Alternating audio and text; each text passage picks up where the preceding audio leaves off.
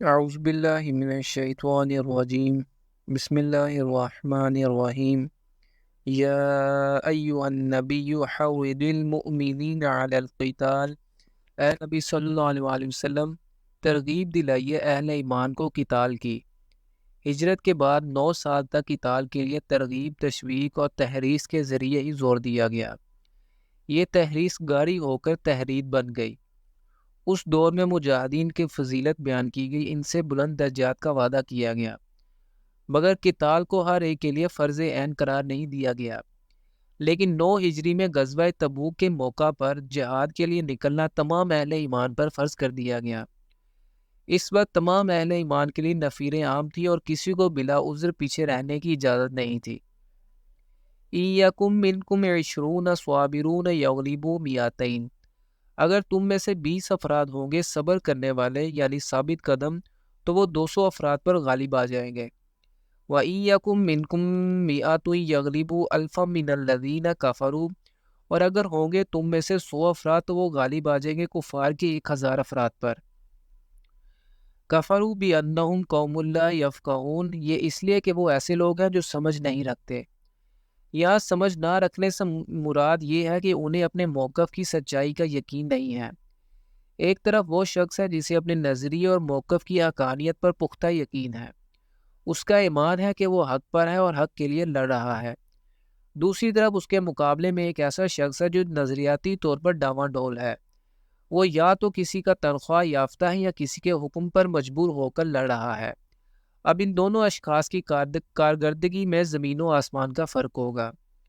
الآن خفف اللہ عنکم وعلم ان فیکم ضعفاء، اب اللہ نے تم پر سے تخفیف کر دی ہے اور اللہ کے علم میں ہے کہ تمہارے اندر کچھ کمزوری آ گئی ہے۔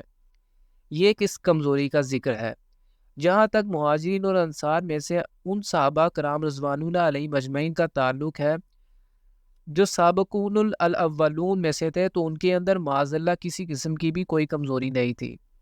لیکن جو لوگ نئے مسلمان ہو رہے تھے ان کی تربیت ابھی اس انداز میں نہیں ہو پائی تھی جیسے پرانے لوگوں کی ہوئی تھی، ان کے دلوں میں ابھی ایمان پوری طرح راسخ نہیں ہوا تھا۔ دوسری طرف یہ حقیقت بھی اپنی جگہ بہت اہم تھی کہ مسلمانوں کی مجموعی تعداد میں ایسے نئے لوگوں کا تناسب روز بروز بڑھ رہا تھا۔ مثلاً اگر پہلے 1000 لوگوں میں 50 یا 100 نئے لوگ تھے تو اب ان کی تعداد خاصی زیادہ ہوتی جا رہی تھی۔ لہٰذا اوسط کے اعتبار سے مسلمانوں کی صفوں میں پہلے کی نسبت اب کمزوری آ گئی تھی۔ فَإِن مِّنكُم مِّائَةٌ صَابِرَةٌ يَغْلِبُوا 200، بس اگر تم میں سے 100 ثابت قدم رہنے والے ہوں گے تو وہ 200 پر غالب آ جائیں گے۔ وَإِن مِّنكُمْ أَلْفٌ يَغْلِبُوا أَلْفَيْنِ بِإِذْنِ اللَّهِ، اور اگر تم میں 1000 ہوں گے تو وہ 2000 پر غالب آ جائیں گے اللہ کے حکم سے۔ وَاللَّهُ مَعَ الصَّابِرِينَ، اور یقیناً اللہ صبر کرنے والوں کے ساتھ ہے۔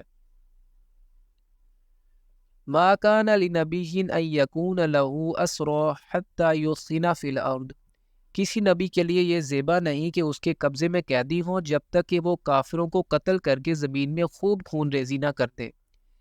یہ آیت غزوہ بدر میں پکڑے جانے والے قیدیوں کے بارے میں نازل ہوئی۔ غزوہ بدر میں قریش کے 70 لوگ قیدی بنے۔ ان کے بارے میں رسول اللہ صلی اللہ علیہ وآلہ وسلم نے صحابہ سے مشاورت کی۔ حضرت ابوبکر رضی اللہ تعالی عنہ کی رائے تھی کہ ان لوگوں کے ساتھ نرمی کی جائے اور فدیہ وغیرہ لے کر انہیں چھوڑ دیا جائے۔ خود حضور صلی اللہ علیہ وسلم چونکہ رؤوف الرحیم اور رقیق القلب تھے، اس لیے آپ صلی اللہ علیہ وسلم کی بھی یہی رائے تھی، مگر حضرت عمر رضی اللہ تعالیٰ عنہ اس اعتبار سے بہت سخت گیر تھے۔ آپ رضی اللہ تعالیٰ عنہ کی رائے یہ تھی کہ یہ لوگ آزاد ہو کر پھر کفر کے لیے تقویت کا باعث بنیں گے، اس لیے جب تک کفر کی کمر پوری طرح ٹوٹ نہیں جاتی ان کے ساتھ نرمی نہ کی جائے۔ آپ رضی اللہ تعالیٰ عنہ کا اصرار تھا کہ تمام قیدیوں کو قتل کر دیا جائے، بلکہ مہاجرین اپنے قریب ترین عزیزوں کو خود اپنے ہاتھوں سے قتل کریں۔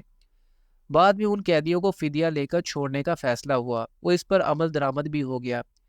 اس فیصلے پر اس آیت کے ذریعے گرفت ہوئی کہ جب تک باطل کی کمر پوری طرح سے توڑ نہ دی جائے اس وقت تک حملہ آور کفار کو جنگی قیدی بنانا درست نہیں۔ انہیں قیدی بنانے کا مطلب یہ ہے کہ وہ زندہ رہیں گے اور آج نہیں تو کل انہیں چھوڑنا ہی پڑے گا، لہٰذا وہ پھر سے باطل کی طاقت کا سبب بنیں گے اور پھر سے تمہارے خلاف لڑیں گے۔ تریدون عرض الدنیا، تم دنیا کا ساز و سامان چاہتے ہو، یہ فدیہ کی طرف اشارہ ہے۔ اب نہ تو رسول اللہ صلی اللہ علیہ وسلم کی یہ نیت ہو سکتی تھی معاذ اللہ، اور نہ ہی حضرت ابوبکر رضی اللہ تعالیٰ عنہ کی، لیکن اللہ تعالیٰ کا معاملہ ایسا ہے کہ اس کے ہاں جب اپنے مقرب بندوں کی گرفت ہوتی ہے تو الفاظ بظاہر بہت سخت استعمال کیے جاتے ہیں، چنانچہ ان الفاظ میں بھی ایک طرح کی سختی موجود ہے، لیکن ظاہر ہے کہ یہ بات نہ حضور صلی اللہ علیہ وسلم کے لیے اور نہ حضرت ابوبکر رضی اللہ تعالیٰ عنہ کے لیے۔ واللہ یرید الآخرہ واللہ عزیز الحکیم، اور اللہ کے پیش نظر آخرت ہے اور اللہ زبردست حکمت والا ہے۔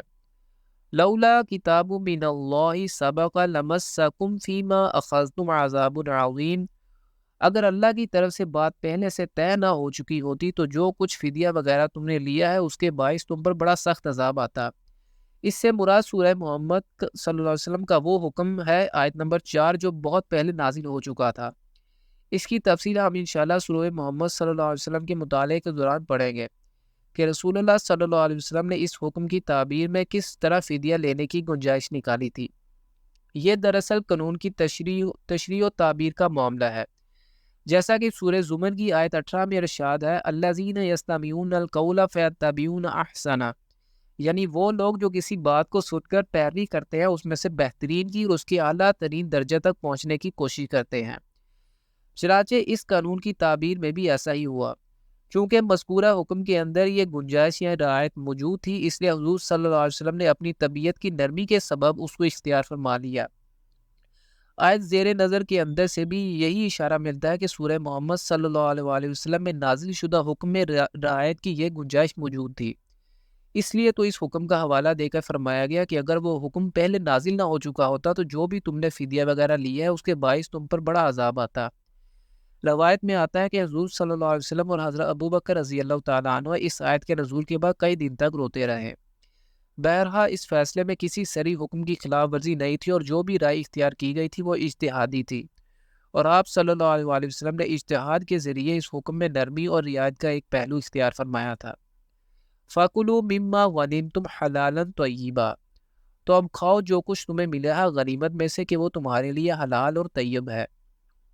ایک مال غنیمت تو وہ تھا جو مسلمانوں کو عین حالت جنگ میں ملا تھا، اور دوسرے اس مال کو بھی غنیمت قرار دے کر بلا کراہت حلال اور جائز قرار دے دیا گیا، جو قیدیوں سے بطور فدیہ حاصل کیا گیا تھا۔ وَاتَّقُوا اللَّهَ إِنَّ اللَّهَ غَفُورٌ رَحِيمٌ، اور اللہ کا تقوی اختیار کرو، یقیناً اللہ بخشنے والا اور رحم فرمانے والا ہے۔